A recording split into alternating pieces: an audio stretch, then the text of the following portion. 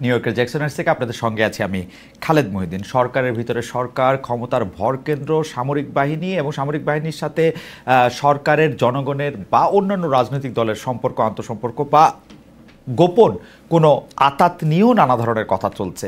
এইসব বিষয় নিয়ে কথা বলার জন্য, ক্ষমতার ভরকেন্দ্র নিয়ে কথা বলার জন্য এবং আরও যেসব বিষয়গুলি রয়েছে নিরাপত্তা নিয়ে কথা বলার জন্য আমরা আজ সঙ্গে রয়েছে আমাদের বিএনপি চেয়ারপারসনের নিরাপত্তা উপদেষ্টা মেজর জেনারেল অবসরপ্রাপ্ত ফজলে এলাহি আকবর। জেনারেল আকবর, আপনাকে আমাদের অনুষ্ঠানে আসার জন্য স্বাগত জানাই, শুভেচ্ছা। আপনি আমাদের সময় দিয়েছেন, সেজন্য কৃতজ্ঞতাও জানাবেন।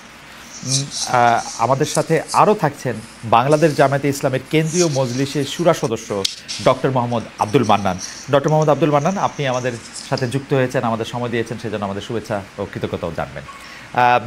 আমি একটু জেনারেল আকবর, আপনার কাছে একটা বিষয়ে আমি একটু প্রথমে জানতে চাইব, যে সেটি হলো আপনি সম্প্রতি ইনকিলাব পত্রিকার ডিজিটাল ভার্সনে একটা ভিডিও সাক্ষাৎকারে এবং অন্য আরেক জায়গায় কিছু রিটায়ার্ড অফিসারদেরকে অ্যাড্রেস করার সময় আপনি শেখ হাসিনার পতনে জেনারেল সেনাবাহিনীর জোরালো ভূমিকার কথা বলেছেন।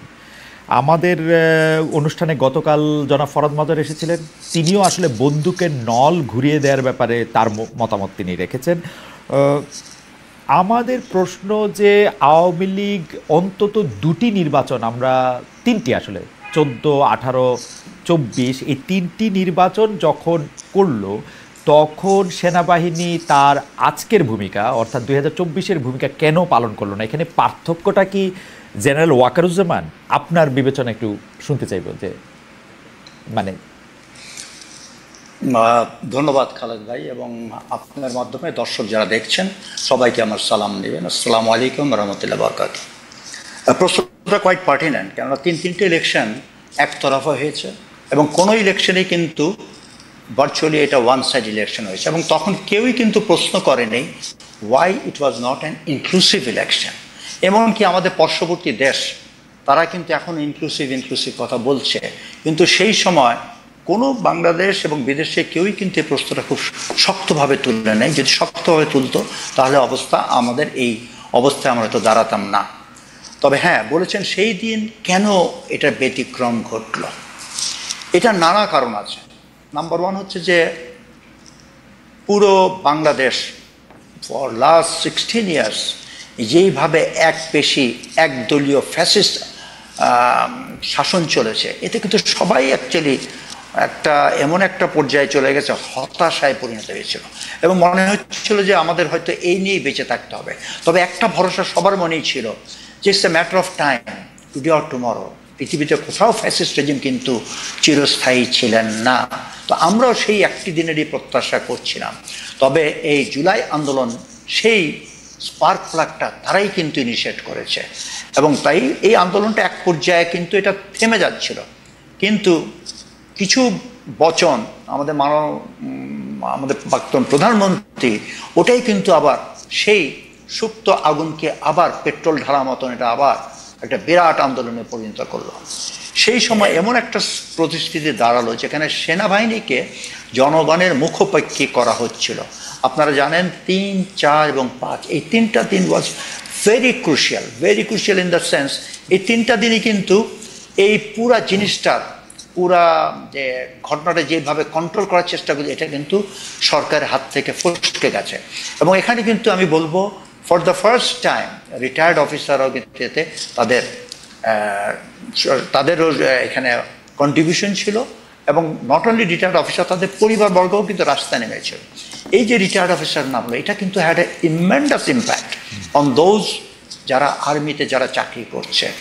তারাও তো একই সমগোষ্ঠী। আমাদের অনেক অফিসারের ছেলেপেলে কিন্তু সেনাবাহিনীতে আছে। জুনিয়র লর্ড যারা ছিল, হ্যাঁ, একটা ফ্যাসিস্ট রেজিম উপরের লেভেলে কিছুদেরকে হয়তো বশ করতে পারে, কিন্তু একটা সংগঠন যাদের ট্রেনিংয়ের মূল মন্ত্র হচ্ছে দেশকে ভালোবাসা, the military academies and centres for the soldiers training, এদের বেসিক ট্রেনিং হচ্ছে কিন্তু to make somebody a patriot, দেশকে ভালোবাসা। যারা দেশকে ভালোবাসে তাদের অন্তরে কিন্তু এইরকম একটা ফ্যাসিস্ট রেজিম জগদ্দল পাথর মতন বসে থাকতে পারবে ইনফিনিটি, ইট ইজ ইম্পসিবল। আল্লাহ আমাদেরকে সেই সুযোগ করে দিয়েছে, এবং এই মুহূর্তেই কিন্তু আমাদের রিটায়ার্ড অফিসার এবং তাদের পরিবারবর্গ যেই পদক্ষেপটা নিয়েছিল, এটা কিন্তু সেনাবাহিনীকে নতুন করে ভাবতে বাধ্য করেছে। এবং আমি মনে করি সময় উপযোগী সেনাপ্রধান যে ডিসিশনটা নিয়েছে, তা না হলে অনেক রক্তপাত হতো। আলহামদুলিল্লাহ এটা সুন্দরভাবে সমাপ্তি হওয়ার জন্য। জেনারেল আকবর, আমার মানে আপনি যেহেতু foundation for strategic and development স্টাডিজের চেয়ারম্যানও বটে, মানে ভবিষ্যতের ইতিহাস হয়তো আপনাদের কথা কর্ম অনেক কিছুর মধ্যে দিয়েই লেখা হবে।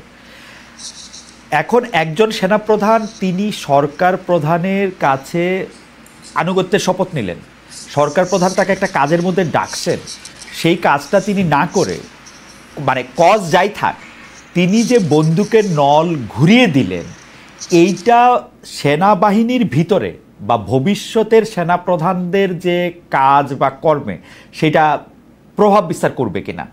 আমরা এই সেনাপ্রধানকে আর বিশ্বাস করব কিনা যে সেনাপ্রধানের ওনার যখন কোনো একটা রাইটিয়াস ডিসিশন নিতে হবে, উনি তো সরকার প্রধানকে বলে আসবেন আমি আপনাকে প্রোটেক্ট করতেছি, তারপরে উনি প্রোটেক্ট করবেন না, যেটাকে বন্দুকের নল ঘুরিয়ে দেওয়া বলা হচ্ছে। এইটা কি ঠিক আছে? মানে একজন সোলজারের পার্সপেক্টিভ থেকে হোয়াট ইজ ইউর টেক? মানে আপনি এটাকে কীভাবে রেট করতে চান যে এটা কীরকম হয়েছে কাজটা? আচ্ছা, কাজটা ভেরি মাচ কনস্টিটিউশনাল আমি বলবো। মিলিটারি স্ট্র্যাটেজির কিন্তু দুইটা কম্পোনেন্ট আছে, একটা হলো এক্সটার্নাল থ্রেট আর একটা হচ্ছে ইন্টারনাল থ্রেট। এই কেসটা কিন্তু বিবেচনা করা হবে ইন্টারনাল থ্রেট কনসেপ্ট থেকেই।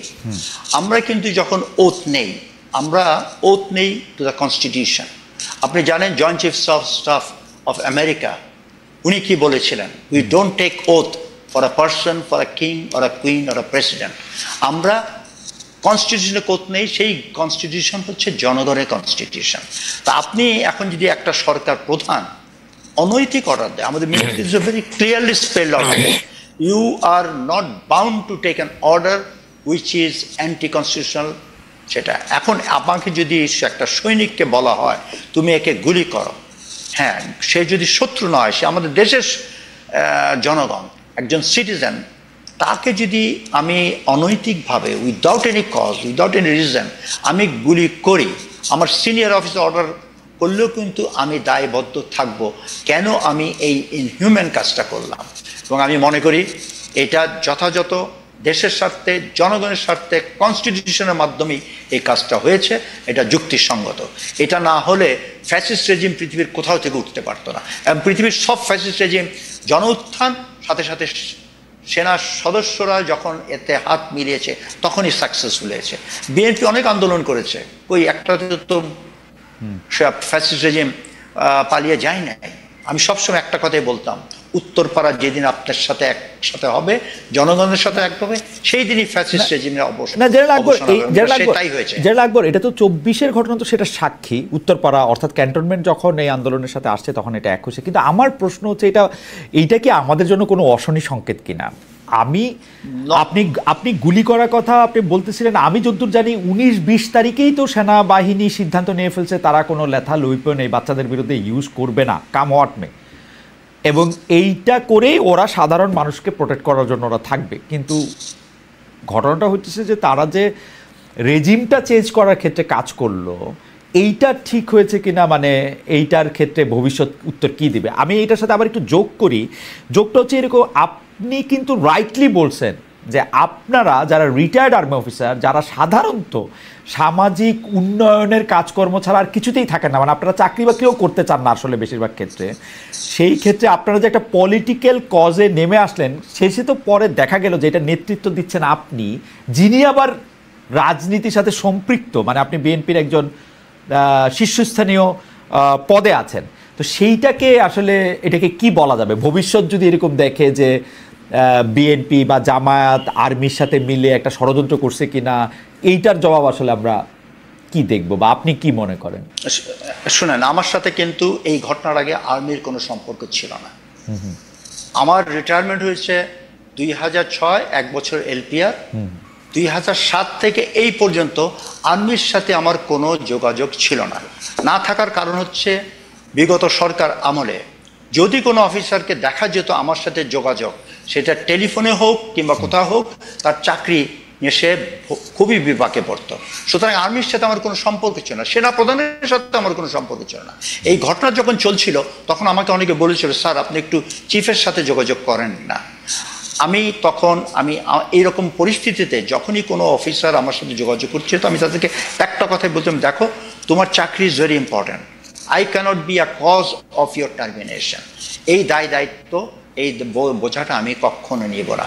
এবং বলতে গেলে আপনি যদি বলেন, হ্যাঁ আমি কোনো কুচক্র করি নেই, সেনাবাহিনীকে আমি উস্কিও দেই নেই, আমার এই 2008 সালে আমি বিএনপির সাথে ম্যাডামের আহ্বানের সাথে যোগ করি, ওখান থেকে আমাকে আজ পর্যন্ত কেউ বলতে পারবে না আমি এমন কর্মকাণ্ড করছি যে আমার বক্তব্য কোনো কিছু সেনাবাহিনীকে উস্কে দেওয়া হয়েছে।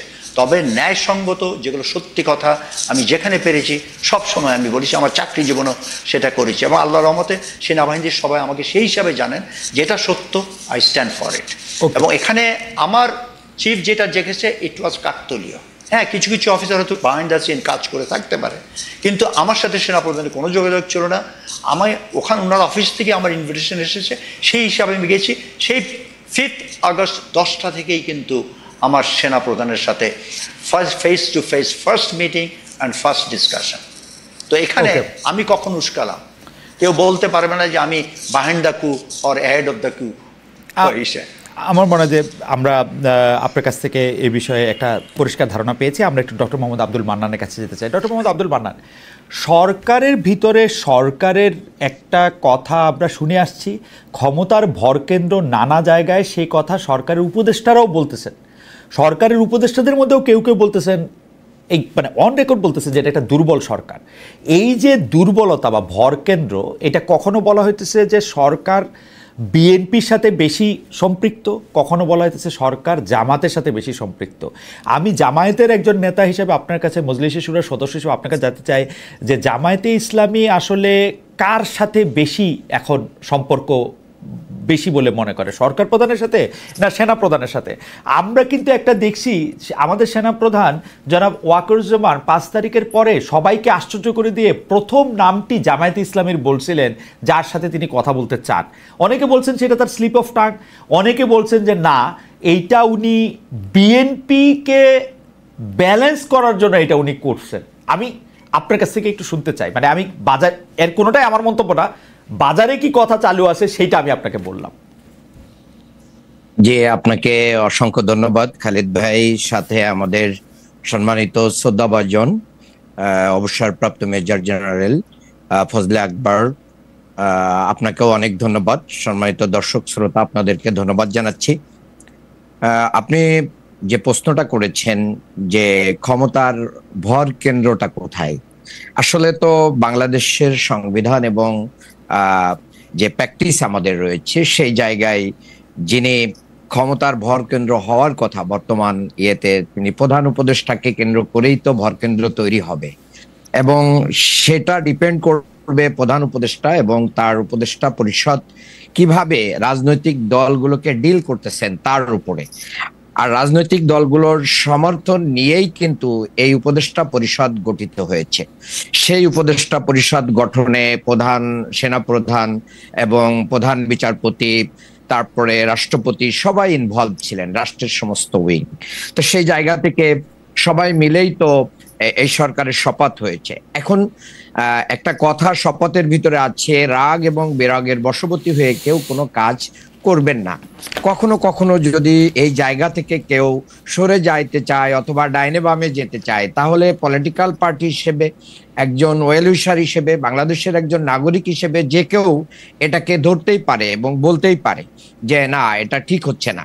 যেরকম বাংলাদেশ জামাত ইসলামী আমির ডক্টর শফিকুর রহমান, তিনি খুব স্পষ্টভাবে বলেছিলেন, লন্ডন বৈঠককে স্বাগত জানিয়েছিলেন, কিন্তু লন্ডনে বসে একটা দলের সাথে আলাদা করে প্রেস ব্রিফিংটাকে আমরা সাপোর্ট করি নাই। এটাকে বলা হয়েছে একটা ভর তৈরি হয়েছে এটাও আপনি বলতে পারেন। তাহলে সরকার হয়তোবা নিজেদেরকে বারবার বলতে চাচ্ছেন যে দুর্বল সরকার, এবং আপনি দেখেছেন যে যখনই একটা ক্রাইসিস তৈরি হয়েছে তখন এই সরকার রাজনৈতিক দলগুলোকে ডাকতেছেন এবং ডাকার পরে তাদের সাথে আলাপ আলোচনা করছেন, আলাপ আলোচনা করে সেখানে তাদের কাছ থেকে একটা কমিটমেন্ট নিচ্ছেন। আবার দেখবেন যে একবার উনি তো বললেন যে আমি থাকবো না, আমি চলে যাব, এরপরে রাজনৈতিক দলগুলো একের পর এক যে তাকে রিকোয়েস্ট করলেন যে হ্যাঁ আপনি থাকেন, আমরা আপনাকে সহযোগিতা করব। তাহলে বোঝা যাচ্ছে যে মূলত প্রধান উপদেষ্টাকে কেন্দ্র করে এই ভর কেন্দ্রটা তৈরি হয়েছে। এখন বাংলাদেশের রাজনীতিতে এই অন্তর্বর্তী সরকারের একটা বড় চ্যালেঞ্জ হচ্ছে একটা মানে সুষ্ঠু এবং নিরপেক্ষ নির্বাচন উপহার দেয়া। সেই জায়গায় যদি ওনারা কোনো অবস্থান বা কার্যক্রম দ্বারা কোনো দিকে ঝুঁকে পড়েন, সেটাই জনগণ বড় সন্দেহের চোখে দেখবে। আমি মনে করি যে সেই ব্যাপারে অন্তর্বর্তী সরকার কি থাকবে, তাদের অবস্থান ঠিক রাখবে এবং বাংলাদেশের জনগণের পক্ষেই অবস্থান গ্রহণ করবে, সত্য ন্যায়ের পক্ষে অবস্থান গ্রহণ করবে। আরেকটা কথা আপনি বলেছেন যে সেনাপ্রধান যখন সরকার গঠনের আগে জামাত ইসলামীর আমিরের নাম বলেছেন, উনার ওই মুহূর্তে যার নাম সামনে আসছে উনি তার কথা বলেছেন, এটা ইন্টেনশনালি বলেছেন কি না বলেছেন এটা সেনাপ্রধান নিজেই বলতে পারবেন। কিন্তু ডক্টর আব্দুল মান্নান, মানে আপনি ডক্টর শফিকুর রহমানের কথা বলতেছিলেন, কিন্তু জামায়াতে ইসলামী এই সরকারের সময় রাজনৈতিক দল হিসাবে যতটা গুরুত্ব পাচ্ছে সেইটাকে কি আপনি প্রপোর্শনেট মনে করেন? আপনি কি মনে করেন যে জামায়াত আসলে সর্বশেষ যে হিসাব, সেই হিসাব মতে জামায়াত আসলে এতটা যেটাকে বলা হচ্ছে মানে মানে 32টা দল নিয়ে ধরেন রাজনৈতিক ঐক্যমত্যর কমিশনের একটা আলাপ হইতেছে, কিন্তু আমরা তো সেই 32টা দলের মধ্যে সবাইকে ইকুয়াল দেখতেছি না, কাউকে কাউকে মোর দেন ইকুয়াল দেখতেছি, মোর ইকুয়াল দেন আদার্স দেখতেছি। এই জামায়াতে ইসলামীকে এই মোর ইকুয়াল দেন আদার্সটা হওয়াটা ডিজার্ভ করে কিনা, নাকি জামায়াতে ইসলামীর সাথে যেহেতু সরকার প্রধান বা সেনা প্রধানের একটা নিবিড় সম্পর্ক রয়েছে সেইটা আপনাদের ক্ষমতার উৎস? না, আমি মনে করি সেটা না, এটা সুস্পষ্ট। আপনি সত্যের পক্ষে ন্যায় যদি বলেন, তাহলে এই ন্যায় বলার ক্ষেত্রে আপনি যদি স্টাবলিশ থাকেন, ইস্তেকামাত থাকেন, তাহলে আমি মনে করি সেটাই হচ্ছে আপনার সবচেয়ে বড় জায়গা। সেনাপ্রধান বা অন্যরা এটা বড় জায়গা না। আমি মনে করি আমরা ন্যায় কথা বললে জনগণ এটাকে সাপোর্ট করবে, সেই জায়গা থেকে আমাদেরকে সরকার প্রধান বা অন্যরা এটা মানতে বাধ্য হবে, এটাই আমাদের স্ট্যান্ড। আপনার কাছে কি মনে হচ্ছে আপনারা পিআর নিয়ে যে স্ট্যান্ডটা নিচ্ছেন সেটা ন্যায়ভিত্তিক স্ট্যান্ড, মানে প্রপোর্শনাল রিপ্রেজেন্টেশনের যেটা কথা আপনারা বলতেছেন এখন ইলেকশনের এই কয়েকটা সময় আগে এসে, এবং সেটা ক্ষেত্রে আপনারা প্রথমে উচ্চকক্ষের কথা বলা হইলো, পরে নিম্নকক্ষের কথাও বলা হইতেছে, এবং আপনারা বলতেছেন যে পিআর ছাড়া আপনার ইলেকশন যাবে না, সেটা ন্যায়ভিত্তিক স্ট্যান্ড মানে? হ্যাঁ, এটা আমি খুব ক্লিয়ারলি বলতে চাই। দেখেন, বাংলাদেশের যে এফপিটিপি যে সিস্টেমে যে নির্বাচনটা হয়, দীর্ঘ 54 বছরের ইতিহাসে এই নির্বাচন ব্যবস্থাটা অনেকটা বাংলাদেশের সকল মানুষের কাছে প্রশ্নবিদ্ধ হয়ে গেছে। এটা এক ধরনের ব্যর্থতা, মানে এর বড় ধরনের ব্যর্থতা দেখা যায়, যার কারণে আমাদের এই নির্বাচন ব্যবস্থাকে কেন্দ্র করে বড় সংকট তৈরি হয়। এই সংকটের জায়গা থেকে বাংলাদেশের মানুষের আশা আকাঙ্ক্ষাকে সামনে রেখে পেয়ার পদ্ধতির কথা বাংলাদেশ জামাত ইসলামী বলছে, এবং সেটা এখনই বলছে বিষয়টা তা না। 94-এ অধ্যাপক গোলাম আজম স্যার একটি বই লিখেছিলেন আনুপাতিক হারে নির্বাচন, কিন্তু তত্ত্বাবধায়ক সরকারের আলোচনাটা তুঙ্গে থাকার কারণে আমরা কিন্তু ওই আলোচনাটা ওখানে তুলি নাই। তখন তত্ত্বাবধায়ক সরকারটাকে প্রতিষ্ঠা করাটাকে আমরা বড় গুরুত্ব দিয়েছি। এবং সম্প্রতি যে একটা জরিপ এসেছে বিআইজির, সেই জরিপে 71% মানুষ পেয়ার পদ্ধতিকে সাপোর্ট করতেছে। তাহলে এই জায়গা থেকে বোঝা যাচ্ছে যে অল্প সময় 71% মানুষ পেয়ার পদ্ধতিকে সাপোর্ট করতেছে বিআইজিএস এর জরিপে। জি জি, সেটাই আমরা দেখলাম যে, না সরি, বিআইজিএস না, এটা হচ্ছে সুজনের জরিপ। সুজন যে জরিপটা করেছে সেখানে বলছে সুজন যে 71% মানুষ তাদের জরিপ বলছে যে এটাকে সাপোর্ট করে।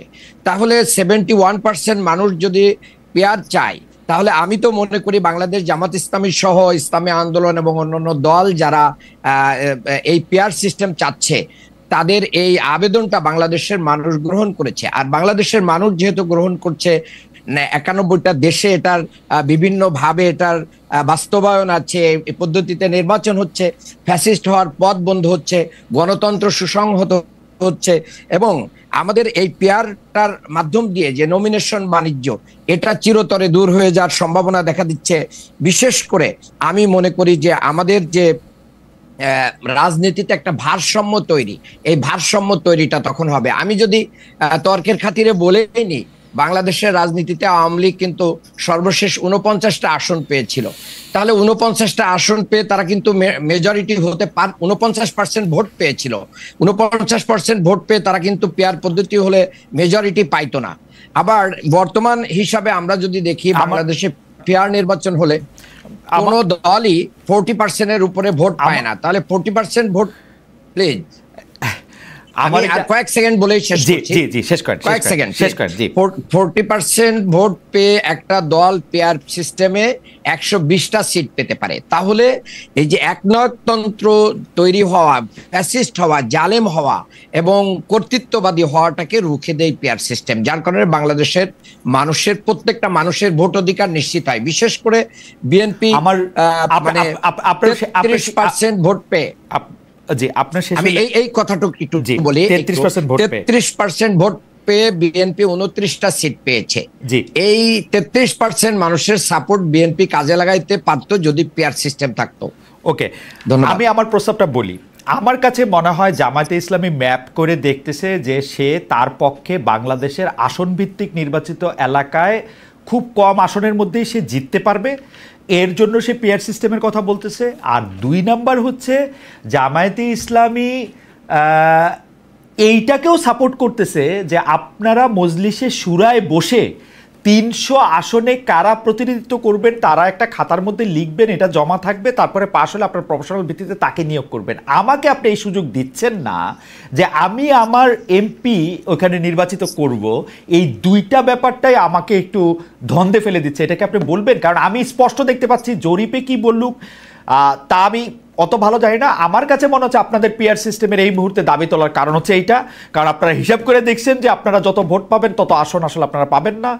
পিআরের মাধ্যমে আপনারা কিছু আসন বাড়িয়ে নিতে চান, এটা আপনাদের একটা কায়েমি স্বার্থ বলে আপনি মনে করেন কিনা ডক্টর মান্নান? জি না, আমাদের কায়েমি স্বার্থ এখানেই যে আমরা তত্ত্বাবধায়ক সরকার ব্যবস্থা নিয়ে এসে বাংলাদেশের মানুষকে একটা মানে লং টাইম একটা নির্বাচন ব্যবস্থার দিকে নিয়েছি। আমরা মনে করি যে পিআর সিস্টেমের মাধ্যম দিয়ে বাংলাদেশের মানুষ আরেকটা লং টাইম নির্বাচন ব্যবস্থা থেকে মানে সুবিধা পাবে। আর আপনি যেটা বলেছেন যে সাংঘাতিক টপ ডাউন প্রসেস হচ্ছে না, বাংলাদেশ সাংঘাতিক টপ ডাউন প্রসেস হচ্ছে না ডক্টর মান্নান? আপনারা না, টপ ডাউন প্রসেস হচ্ছে না। আপনার প্রশ্নেরই উত্তর দিচ্ছি আমি। সেটা হচ্ছে যে আপনি যেটা বলেছেন যে বাংলাদেশ জামাত ইসলামী কিন্তু তার 300 আসনে প্রার্থী ঘোষণা করেছে। বাংলাদেশ জামাত ইসলামী একমাত্র দল যার 300 আসনে প্রার্থী কাজ করতেছে। আমি ঢাকা 6-এর ভিতরে কাজ করতেছি, তাহলে আমাকে সেখানে বলা হয়েছে আমরা নির্বাচনী মাঠেই রয়েছি। আবার আমরা বাংলাদেশে স্থায়ী একটা চূড়ান্ত নির্বাচনী বন্দোবস্ত, আমি আপনার কাছে এই প্রসঙ্গে আবার আসবো। শুধু আপনি আমাকে বলেন, আপনারা 300 আসনে প্রার্থী দিচ্ছেন, এখন পিআর সিস্টেমে ইলেকশন হইল, আপনারা এখন 25% প্রার্থীর ক্ষেত্রে মানে 25% ভোট, সরি 25% আসন আপনারা পাবেন, 25% না মানে 3 ভাগের 1 ভাগ আসন আপনারা পাবেন, 100 আসন পাবেন।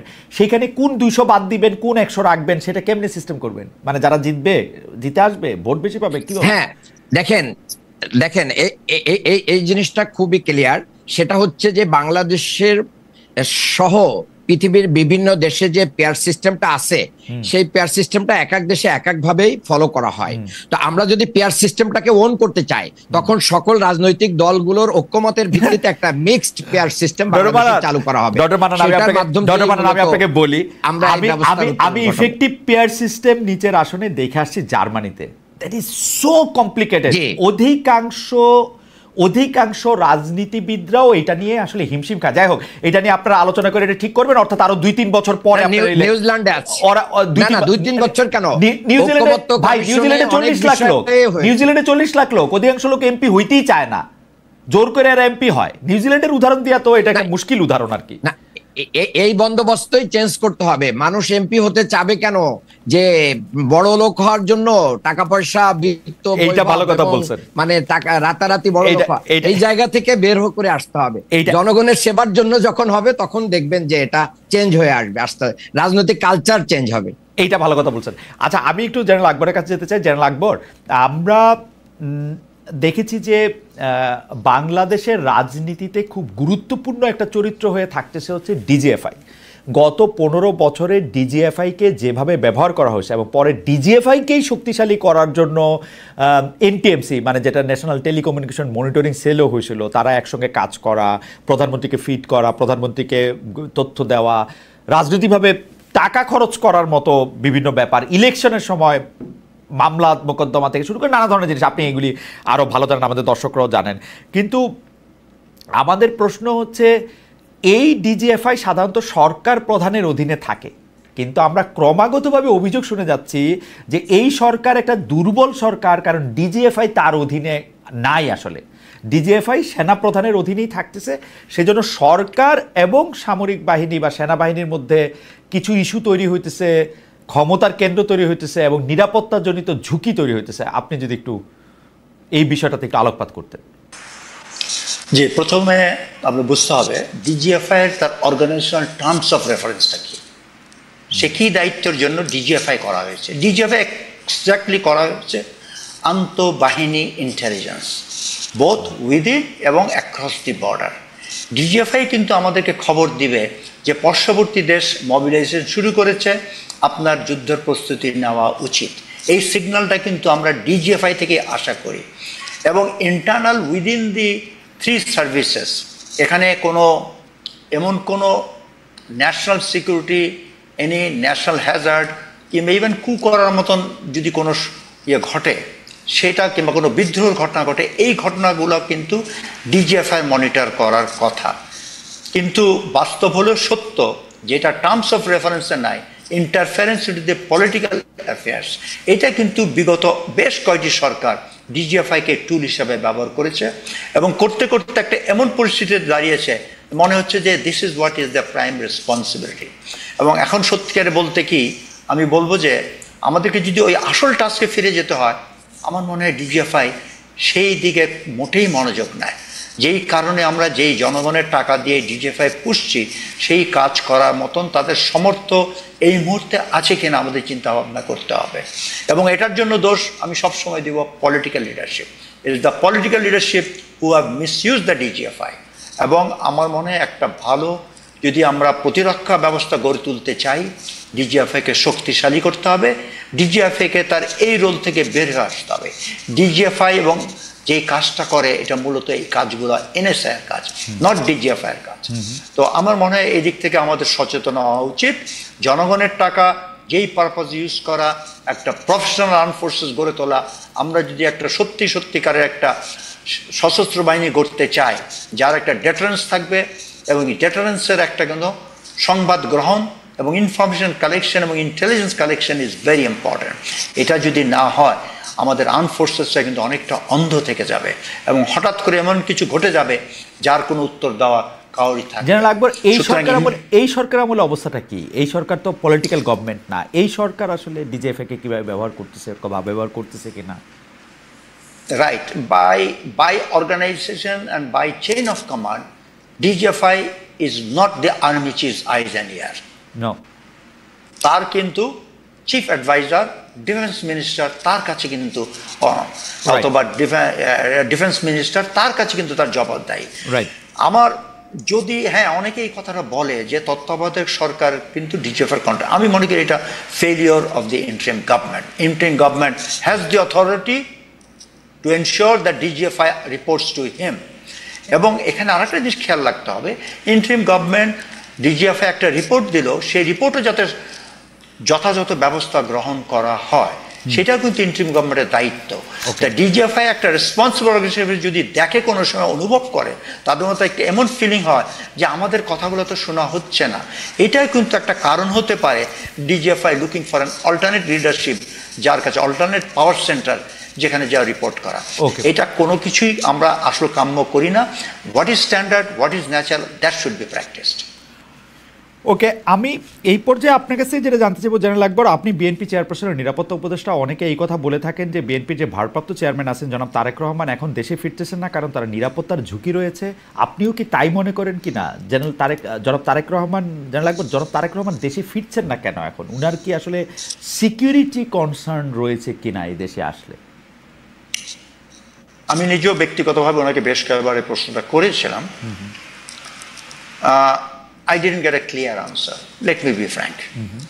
এবং একটা তো আমি জানি ওনার কিছু কেস চলছে, এবং আমার মনে গতকালকেও একটা লাস্ট অ্যাপিল, যেটা অ্যাপিলের ডিভিশনে চলছে, যেটা আমি আভাস পেয়েছি ওনার কথাবার্তা, যে উনি obviously looking for a clear direction and date, কবে ইলেকশনটা হবে।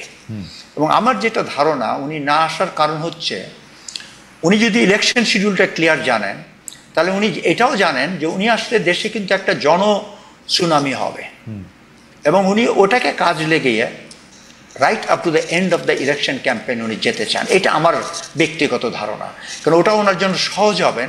এই যে জনস্রোত যেটা হবেন উনি আসলে, উনি যখন বিভিন্ন জেলায় জেলায় যাবেন, ওই একই স্রোতে উনি ক্যাম্পেইনটা শেষ করবেন। আমার it's a good working strategy.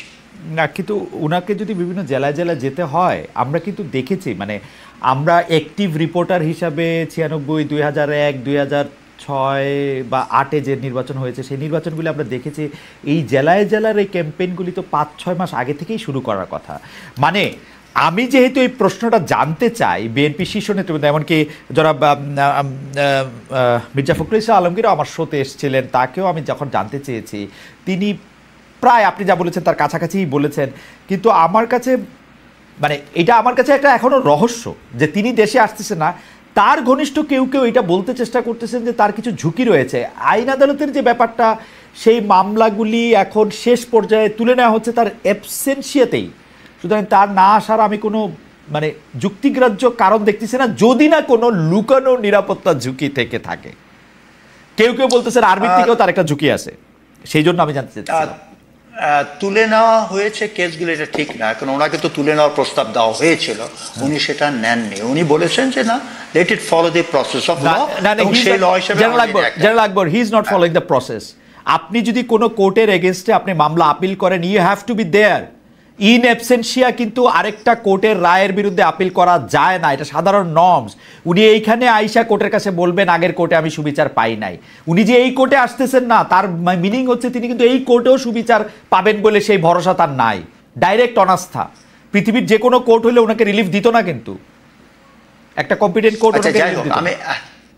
I am not a lawyer, আমি এটার উপর প্রশ্ন করতে যাব না। আমি আমার ব্যক্তি সাধারণ ইয়ে দেখে আমি আইনটা একটু কম বুঝি বেসিক্যালি। কিন্তু আপনি মনে করছেন তার কোনো নিরাপত্তা ঝুঁকি নাই, সেটা? না না, definitely I do not think so. নিরাপত্তার ঝুঁকি অবশ্যই আছে, এবং আমি ওনার সাথে যখন আলোচনা, আমি এটা বলেছি that you have to take your security very seriously. আপনি এখন ব্যক্তি তারেক নন, আপনি এখন একটা পার্টিরও হেড, এবং আগামীতে ভবিষ্যতের জনগণের প্রত্যাশা আপনি হয়তো প্রধানমন্ত্রী হবেন। এবং বর্তমানে জিও পলিটিক্যাল যে টেনশনটা চলছে, আমার বলার বিস্তারিত করার দরকার নেই, আপনিও বুঝেন যে বেনাজিরের মতন লোক যখন ক্লোজ রেঞ্জে শট করে ওনাকে মেরে ফেলা হলো, যখন গণসংযোগে যাবেন, উনি কিন্তু becomes a very soft target, এবং তার সেই নিরাপত্তা ব্যবস্থাটা ইনশিওর করা মনে হয় সরকারেরও অবশ্যই অবশ্যই অবশ্যই। আমি মনে করি যে এইটা আদারওয়াইজ আমার কাছে মনে হয় যে নিরাপত্তা ঝুঁকি যদি থাকে, বা নিরাপত্তা ঝুঁকিটা অবশ্যই আসে, উনি একটা সফট টার্গেট হইতে পারেন নানা ধরনের ক্যাওস লাগানোর জন্যই। সেই ক্ষেত্রে তার নিরাপত্তা নিশ্চিত করা সেটা অবশ্যই দরকার। আমি আপনার সাথে সম্পূর্ণ একমত। আমাদের একজন দর্শক, তিনি তার নাম বলছেন না, তিনি তার নাম বলছেন সিভিলাইজড। তার আগে একটা মেসেজ অনেকবার আসছে মান্নান ভাই আপনাকে বলার জন্য, মক্তব ইসলামিক এডুকেশন, উনারা বারবার একই মেসেজ পাঠাচ্ছেন। পিআর হচ্ছে ইসরায়েলি ফর্মুলা। তারপরে এই সিভিলাইজ ভদ্রলোক তিনি খুব ইন্টারেস্টিং মেসেজ পাঠাচ্ছেন, খালেদ মহিউদ্দিন ইসরায়েলের এজেন্ট। তারপরে তিনি বলছেন খুব নিম্নমানের এজেন্ট, মানে উনি আবার ভাবছেন যে মানে আমি আবার নিজেকে খুব ফ্ল্যাটার্ড বোধ করতেছি কিনা ইসরায়েলের এজেন্ট হয়ে। তারপর তিনি বলছেন যে খুব নিম্নমানের এজেন্ট, আর বলা হইতেছে যে পিআর হচ্ছে ইসরায়েলের কি পিআর হচ্ছে ইসরায়েলের ফর্মুলা। ডক্টর আব্দুল মান্নান, আমি আপনার কাছে আসছি। আমি যে প্রশ্নটি নিয়ে আপনার কাছে আসতে চাই তার আগে আমরা দর্শক কাছে একটা জরিপের কথা বলতেছিলাম যে দেশে ৭১কে ভুলিয়ে দেওয়ার ষড়যন্ত্র চলছে মন্তব্য করেছেন বিএনপির মহাসচিব মির্জা ফখরুল ইসলাম আলমগীর। প্রিয় দর্শক, এই অভিযোগ সঠিক বলে মনে করেন কিনা? শতকরা ৪২% দর্শক মনে করেন যেটি সঠিক, শতকরা ৫৮% দর্শক মনে করেন এটি সঠিক না। আমরা দুটি বিষয় আপনার কাছে প্রশ্নের জন্য আসতে চাই জনাব মান্নান। একটি প্রশ্ন আপনি নিশ্চয়ই খেয়াল করেছেন, ডাকসু ইলেকশনের একটা তফসিল ঘোষণা করা হয়েছে। ৯ সেপ্টেম্বর আমরা ডাকসু ইলেকশন দেখব। অনেক প্রার্থী বিশ্ববিদ্যালয়ে বেশ একটা সাজ রব, ঢাকা বিশ্ববিদ্যালয়ে নিয়ে অনেক কিছু করছেন, কিন্তু আমার একটা বিষয়ে আমার খুব নজর কেড়েছে। এর মধ্যে একজন প্রার্থী তিনি আমাদের একজন বীরশ্রেষ্ঠকে হাইজাকার বলে পাকিস্তানের একজন মানে আরেকজন অফিসার যিনি ওই বিমানটি নিয়ে আসার ব্যাপারে বাধা দিয়েছিলেন তাকে বীর বা বীর যোদ্ধা বলেছেন। মানে এইসব ব্যাপারগুলি কি মানান ভাই? আওয়ামী লীগ একসময় চেতনার ব্যবসা করত, বলতো যে আওয়ামী লীগ না থাকলে স্বাধীনতার কেউ বলবে না। আমরা কি এই আওয়ামী লীগের কথাগুলিরই আসলে এটার প্রতিফলন দেখি কিনা? মানে what is your stand as a party? মানে আপনি কি মনে করেন যে রশিদ মিনহাজ হচ্ছে বীর আর মতিউর রহমান হচ্ছে হাইজ্যাকার? যে আপনাকে অসংখ্য ধন্যবাদ। আসলে এই কোশ্চেনটা বাংলাদেশে সবসময় থাকে এবং এই কোশ্চেনটা বাংলাদেশ যতদিন থাকবে ততদিন থাকবে। আমরাও এটা মানে ফেস করতে চাই। আমরা তো 71-এর অনেক পরে আমাদের জন্ম। খালেদ ভাই, আপনিও সম্ভবত 71-এর পরেই আপনার জন্ম। আমি আপনার থেকে খানিক বড়, কিন্তু 71-এর পরে জন্ম। আমি হ্যাঁ জি। তো এই জায়গা থেকে আমরা বাংলাদেশ জামাত ইসলামী বাংলাদেশকে ওন করে রাজনীতি করে। বাংলাদেশ জামাত ইসলামী তার সভা সমাবেশ মিছিল সবকিছুতে বাংলাদেশ জিন্দাবাদই বলে। কাজে বাংলাদেশ প্রতিষ্ঠার পরেই যে 54 বছরের রাজনৈতিক ইতিহাসে বাংলাদেশ জামাত ইসলামী এমন কোনো কর্মকাণ্ড পরিচালনা করে নাই যেটা বাংলাদেশের স্বাধীনতার সার্বভৌমত্ব এবং বাংলাদেশের স্বার্থের পরিপন্থী হয়, এরকম কোনো কর্মকাণ্ড করে নাই। কোনো ব্যক্তি বিশেষ বা একজন কোনো বক্তব্য দিলে সেটা জামাত ইসলামের বক্তব্য হতে পারে না। দলীয় জায়গা থেকে বাংলাদেশ জামাত ইসলামের বাংলাদেশ জামাত ইসলামের নেতৃবৃন্দ বারবার ডক্টর মান্নান, এটা কি একটা কোইন্সিডেন্স? এটা কেন হয়? এটা কোইন্সিডেন্স যে প্রতিবারই আপনাদেরকে যারা ফলো করেন তারা আসলে পুরো বাংলাদেশটা নিয়ে একটা প্রশ্ন করেন। আপনার মনে আছে ইসলামী ছাত্র শিবিরের একটা পত্রিকা ছাপা হয়েছিল যেটাতে আপনাদের কেন্দ্রীয় সেক্রেটারি জেনারেল এটা করছিল। এটা কেন এরকম হবে? মানে ওনারা কিন্তু খালেদ ভাই ওনারা প্রতিবাদ দিয়েছেন এই লেখার এবং ওনারা বলেছেন যে এটা লেখকের ব্যক্তিগত দায় দিয়েছেন, এটা পত্রিকার দায় না। এডিটেড জার্নাল মান্নান ভাই, আমি একজন এটা এডিট করছেন, ছাপা হয়েছে, কেউ এটা নিয়ে প্রাইডও নিছেন, তাও আপনি বাদ দেন, ঠিক আছে, এটা প্রত্যাহার করা হয়েছে। কিন্তু ঢাকা বিশ্ববিদ্যালয়ের ডাকসু ইলেকশন করতেছেন এরকম একজন বীরশ্রেষ্ঠ মতিউর রহমানকে হাইজাকার বলতেছেন এবং রশিদ মিনহাজকে বলতেছেন বীর যোদ্ধা। না, এটা আপনি যদি কোনো ব্যক্তি বলে থাকে আপনি সেই ব্যক্তিকে বলতে পারেন। বাংলাদেশ জামাত ইসলামী এরকম স্ট্যান্ড বহন করে না, এটা আমাদের ক্লিয়ার। আমার মনে হয় যে আপনার বক্তব্য পরিষ্কার। কালকে ডক্টর ফরহাদ মজার আমাদের এখানে আসছিলেন, আসার পরে এই প্রসঙ্গ ধরে আমি বলতেছি, উনি বলতেছিলেন যতদিন বাংলাদেশে জামায়াত থাকবে ততদিন বাংলাদেশে আওয়ামী লীগ ফিরে আসার সম্ভাবনা থাকবে। কারণ জামায়াতে ইসলামী তার নাম চেঞ্জ করা উচিত, কারণ জামায়াতে ইসলামী যেহেতু বাংলাদেশের বিরোধিতা করেছিল সেই অর্থে, এটা তার কথা, সেহেতু তার নাম চেঞ্জ করে সে এইটার মধ্যে থেকে এটা করা উচিত এবং তার উপস্থিতি একটা আছে না এন্টিথিসিস হিসেবে আওয়ামী লীগের আগমনকে বা ফিরে আসাকে উৎসাহিত করে। আপনি কি একটু মন্তব্য করবেন ডক্টর মান্নান এই বিষয়ে? জি, অফকোর্স আমি এটার মন্তব্য করতে চাই। আপনি এর আগে আমাকে প্রশ্ন করেছিলেন যে সেনা প্রধান কেন জামাতের নাম বললেন আগে, যে তা আমি এইটার উত্তরটা সেখানেই নিয়ে যেতে চাই। দেখেন, যখন 5ই আগস্টের আগ দিয়ে যখন খুব ক্রুশিয়াল মোমেন্ট গুলো যাচ্ছিল আপনার জুলাই মাসের শেষ দিকে এসে, তখন কিন্তু বাংলাদেশের ফ্যাসিস্ট সরকার জামাত শিবিরকে নিষিদ্ধ করেছিল এবং তারা মনে করে নিয়েছিল যে এই আন্দোলনের সবচেয়ে বড় চালিকা শক্তিই হচ্ছে জামাত শিবির, তাদেরকে নিষিদ্ধ করলে এই আন্দোলন শেষ হয়ে যাবে। কিন্তু এটা হিতে বিপরীত হয়েছে, জনগণ এটাকে প্রতিহত করেছে, অর্থাৎ ফ্যাসিস্টকে রুখে দিয়েছে সবাই মিলে। তার মানে এই আন্দোলনকে কেন্দ্র করে সবচেয়ে দলীয়ভাবে ক্ষতিগ্রস্ত হয়েছে বাংলাদেশ জামাত ইসলামী এবং তার অঙ্গ সংগঠনগুলো। সেই কারণে সেনাপ্রধানও এটা মনে করতে পারেন যে জামাত ইসলামীর কারণেই কিন্তু বাংলা এই আগস্ট গণ অভ্যুত্থানটা সহজ হয়েছে এবং এটা অগ্নিস্ফুলিঙ্গের মতোই কিন্তু ছড়িয়ে পড়েছিল সারা বাংলাদেশে। আর ফরহাদ মাজহার ভাই যেটা বলছেন, উনি সিনিয়র নাগরিক, উনি ব্যক্তিগতভাবে এটা বলতেই পারেন, বাংলাদেশে আমরা কোনো চেতনার ব্যবসাকে সামনে আগাইতে দিতে চাই না। সেটা মুক্তিযুদ্ধকে কেন্দ্র করে হোক, সেটা ৭১ ইস্যুকে কেন্দ্র করে হোক। আমরা মনে করি আমরা বাংলাদেশি, এই চেতনা আমাদের থাকবে, আমরা মুসলমান এই চেতনা আমাদের থাকবে, আমরা মুসলিম এই চেতনা আমাদের থাকবে। এই চেতনাকে ধারণ করে আগামীর বাংলাদেশকে গড়ার জন্য, গণতন্ত্রকে সুসংহত করার জন্য আমাদেরকে রাজনীতি করতে হবে। আমি মনে করি বাংলাদেশের মানুষ বাংলাদেশ জামাত ইসলামীর নামটাকেই বেশি পছন্দ করে, যার কারণে বাংলাদেশ জামাত ইসলামী যখন মাঠ পর্যায়ে নেতৃত্ব দিয়েছে গণ অভ্যুত্থানের বিভিন্ন পয়েন্টে পয়েন্টে, তাদের ডাকি তো হাজার হাজার মানুষ সাড়া দিয়ে চলে এসেছে। ছোট মান্নান, জামাতে ইসলামী নেতৃত্ব দেয় নাই, কিন্তু জামাতে ইসলামী নেতৃত্ব দিলে এটা সবার কাছে গ্রহণযোগ্য হইতো না। জামাতে ইসলামী এটাতে একটা মানে খুবই গুরুত্বপূর্ণ রোল ভূমিকা পালন করেছে, সেই গুরুত্বপূর্ণ রোল প্লে করেছে। কিন্তু এটা জামাতে ইসলামীর নেতৃত্বে এই আন্দোলন হইলে আমি জানি না, মানে এই আন্দোলনের কতটুকু সফল হইতে পারতো না পারতো এটা আমরা জানি না কিন্তু আসলে। তবে খালেদ মহিউদ্দিন ভাই, আমি 1 ইয়ার আপনাকে খুব ক্লিয়ার করছি, আমিও একজন মাঠের যোদ্ধা। আমি জামাতের কেন্দ্রীয় মজলিস শুরা সদস্য, আরো অনেক আমাদের এরকম মিড লেভেলের নেতারা আমরা মাঠ পর্যায়ে 36 দিন মাঠে ছিলাম।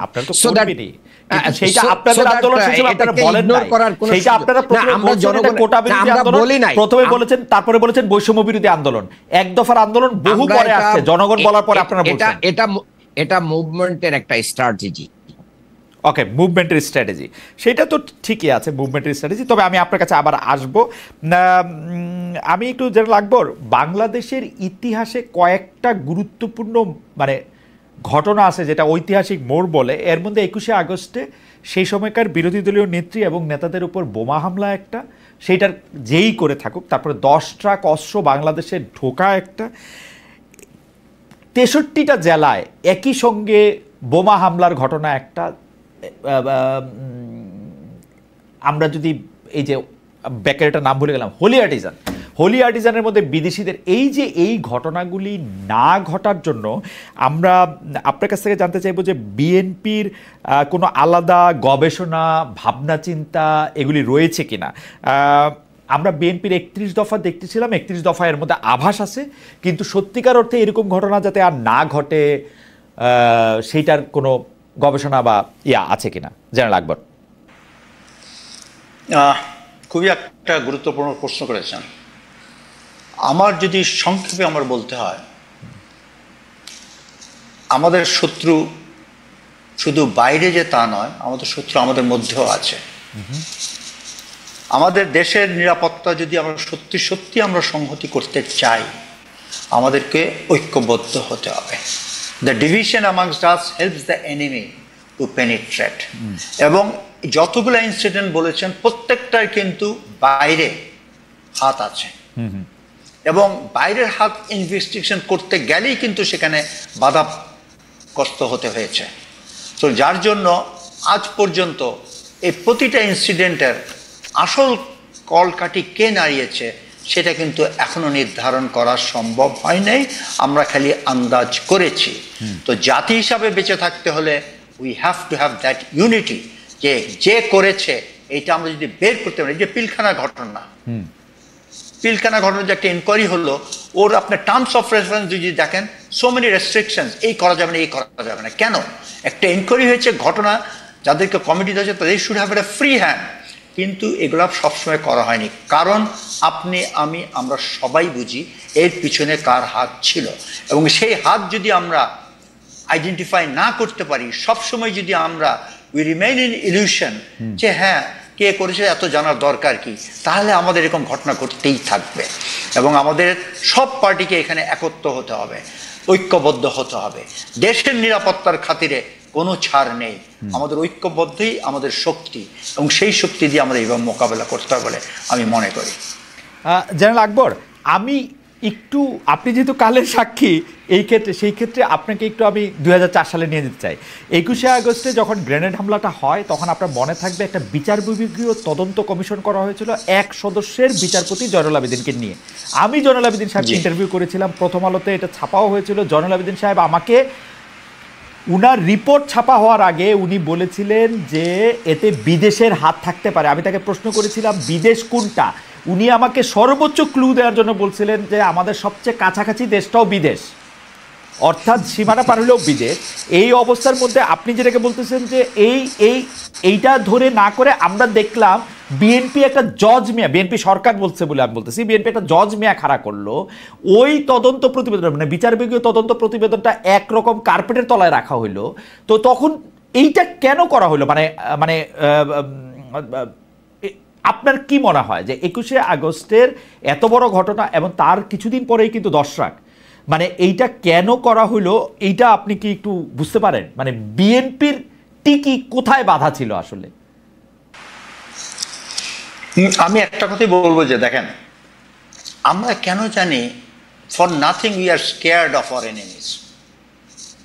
আমরা কেন জানি মনে করি আমাদের কতগুলো শক্তি আছে, সেই শক্তিটাকে আমরা ব্যবহার করতে চাচ্ছি না। We are the 8th largest population, we are not a small country, আমরা ছোট দেশ নই। 20 কোটি লোক, 8th লার্জেস্ট পপুলেশন। হ্যাঁ, আমাদের আরেকটা জিনিস বুঝতে হবে, অনেকে বলে আমরা সব দিক থেকে নাকি আমাদের পার্শ্ববর্তী দেশ দ্বারা বেষ্টনীতে আমরা ঢুকে পড়েছি। এটা can be strength, it can be also weakness. কারণ আমরা সব দিক থেকেই কিন্তু তাদেরও ইন্টারফেয়ার করতে পারি, তারা যেরকম আমাদের উপরে পারে। তা আমাদের যেই শক্তি আছে সেই শক্তিটাকে আমরা নিজেরাই রেকগনাইজ করি না। আমাদের 220 মিলিয়ন লোক হোমোজিনিয়াস, আমরা এটা এবং একই গোষ্ঠী। আমাদের এই যে আমি আপনার সাথে সম্পূর্ণ একমত। আমরা এটা পলিটিক্যালি ব্যবহার করি, আমরা কিন্তু সবগুলি সরকার, মানে আমি যতগুলি সরকারকে, সবগুলি সরকার একই ধরনের তোষণ নীতি অনুসরণ করে। বিএনপি সময় আমরা দেখেছি সাইফুর রহমান জোর গলায় বলেছেন বাংলাদেশে গ্যাস নাকি ভারতে দিয়ে দিতে হবে, সবটা মাটির তলে রেখে লাভ কি। তারপরে এই 21শে আগস্টে গ্রেনেড হামলার ক্ষেত্রে বিচার বিভাগীয় কমিশনের রিপোর্ট থাকা সত্ত্বেও তারা এটাকে নিয়ে কিন্তু আসলে আগে বাড়েন নাই, আন্তর্জাতিক মহলে তারা কথা বলেন নাই। এই আওয়ামী লীগের কথা তো বলা বাহুল্য, আওয়ামী লীগের 15 বছরের কথা। ডক্টর ইউনূস সরকারও কিন্তু আওয়ামী লীগের সাথে কি কি চুক্তি ভারতের হয়েছে তারা এটা পাবলিকলি জানানো না, একটা জিনিস এটাও করে না। এটার মানে ঠিক আছে, আপনি যেটা বললেন ইন্ডিয়া বড় দেশ, কিন্তু বাংলাদেশও তো আসলে অত ছোট না, যত ছোট আমরা এটাকে করি দেখাই। আমার এই উত্তরে আমি একটা কথা বলবো, দেখেন মালদ্বীপ কত একটা ছোট দেশ, শ্রীলঙ্কা আমাদের কত ছোট দেশ, নেপাল কত ছোট দেশ, সেই তুলনায় বাংলাদেশ সব দিক থেকেই কিন্তু আমরা শক্তিশালী। আমরা যদি আমাদের নিজেদের শক্তিটাকে ব্যবহার করতে না চাই, এবং এই শক্তির ব্যবহারের ডিসিশনটাই আসতে হবে from the political leaders. Political লিডাররা যদি ঐক্যবদ্ধ হয়ে আমাদের শক্তি আছে সেটা ব্যবহার করতে চায়, আমরা মনে হয় আমরা নিজের পায়ে দাঁড়াতে পারবো। এই পুরানো যে ন্যারেটিভ বারে বারে আমরা ইউজ করি, এই ন্যারেটিভ থেকে বেরিয়ে আসতে পারবো। আমরা একটা স্বাধীন সার্বভৌমত্ব দেশ, আমার যেই চাওয়া, আমার যেই পাওয়া, বাংলাদেশ ফার্স্ট, আমরা সবসময় আমাদের সব নীতিতেই এইটা ব্যবহার করতে হবে। তাহলে আমরা সসম্মানে পৃথিবীতে বিভিন্ন দেশের অঙ্গনে আমরা মাথা উঁচু করে দাঁড়াতে পারবো, এটা আমার দৃঢ় বিশ্বাস। এবং আমি এর জন্য অবশ্যই আমি সব পলিটিক্যাল পার্টি, শুধু বিএনপি নয়, সবারই দায়িত্ব, সময় এসেছে আমরা we must stand on our own fit.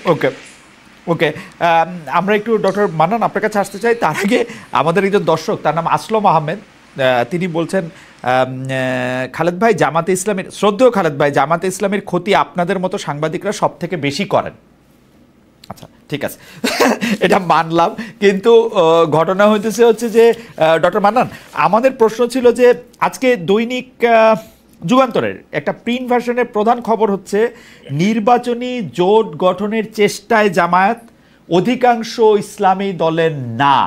আমি কিন্তু মাঠের রিপোর্টার হিসেবে জানি ইসলামী দলগুলি আপনাদের জামায়াত ইসলামীকে মন থেকে অপছন্দ করেন, আপনাদেরকে একটা শোধনবাদী ইসলামী দল মনে করেন আপনারা আসলে ইসলামের যেটাকে হচ্ছে উনারা যে শব্দটা ব্যবহার করেন, ইসলামের আকীদা আসলে সঠিকভাবে ধারণ করেন না এবং আপনারা আসলে ইসলামী দলই না।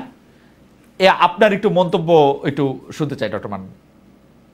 জি, আমি শুরুতে এই বিষয়ে খুব ক্লিয়ার কথা বলতে চাই। এটা জামাত ইসলামের প্রতিষ্ঠা কাল থেকে এই পর্যন্ত অনেকে এই অপবাদ দিয়ে আসতেছে, কিন্তু যারা অপবাদগুলো দেন তারা নিজেদেরকে জনগণের কাছে ইসলামী দল হিসেবে প্রুফ করতে পারেন নাই। এটা একটা বড় ব্যর্থতা তাদের। তারা তাদের নিজেদের স্বার্থ সিদ্ধি এবং অন্যান্য কাজের জন্য তারা কাজ করেন, এটা জনগণ এটা বিশ্বাসই করে।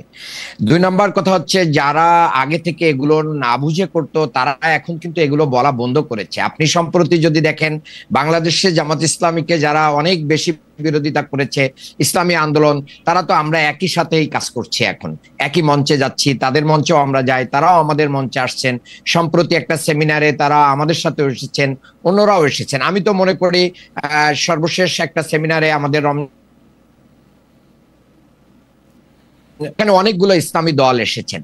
কাজেই ইসলামী দলের না, এটা হচ্ছে একটা টার্ম দিয়ে মানুষের কাছে এটাকে নেগেটিভলি উপস্থাপন। আমি মনে করি যে ইসলামী দলগুলোর যে ঐক্য হতে যাচ্ছে, সেই ঐক্যটা আরো সুসংহত হতে যাচ্ছে। এই জন্য আপনি এটা যত নিউজ করে আমাদেরকে খাটো করার চেষ্টা করেন। মান্নান ভাই, আপনি যত সহজে এটা বললেন, ওই যে দর্শক বলছে যে আপনারা জামাত ইসলামের ক্ষতি করেন সাংবাদিকরা, তাদের কাছে এটা একটু গেল বলে মনে হলো, মানে আমাদের কাছে এটা আসলো। কিন্তু আপনি শুধু মনে করে দেখেন, এই ইসলামী শাসনতন্ত্র আন্দোলন থেকে শুরু করে বাকি যারা আসেন, চরমনায়ের পীর সাহেব থেকে শুরু করে জনাব এনাতুল্লাহ আব্বাসী থেকে শুরু করে, মানে আপনি যাকে দিয়ে বলবেন, তারা জামাতে ইসলামী সম্পর্কে আসলে কি মনোবাসনা পোষণ করেন।